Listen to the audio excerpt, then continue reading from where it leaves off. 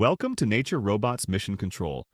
In this quick tutorial, we'll show you how to use the manual editing tool. This shows another important principle of mission control. A field environment is not locked to one single module. After creating the field in the Field Row Creator, users can continue editing the same environment in other tools. Inside the manual editing tool, we can adjust the edge direction.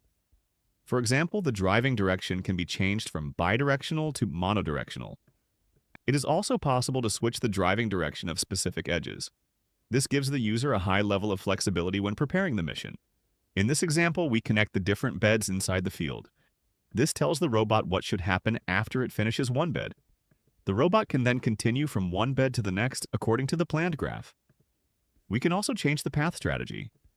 For example, we can switch to an inter-row strategy depending on how the robot should move through the field.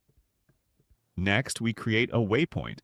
A waypoint can be used for a specific task, such as refueling, unloading, or connecting to another operational step. This makes it possible to add practical field actions directly into the mission graph. The manual editing tool allows many detailed adjustments. We can change allowed directions, switch row directions, adjust the row strategy, and adapt the mission to the specific use case. We can also switch the map type, for example from satellite view to a different map layer. For specific points, we can add attributes with a key and a value. In this example, a point can be marked as a resource, such as a truck. After making the adjustments, we save the graph. We can also select specific rows, label them, assign strategies, and add attributes. This is useful when different rows require different tasks or different machine behavior. After that, we can click Start. We can group and select different rows, select the edges, and assign tasks to them.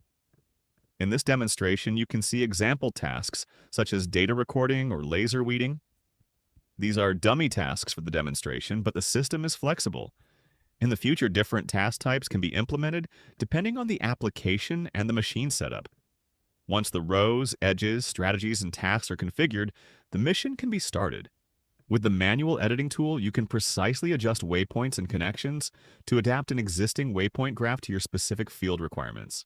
This gives you greater control over how the robot navigates through the field. Thank you for watching, and stay tuned for the next tutorial in our Nature Robots Mission Control series.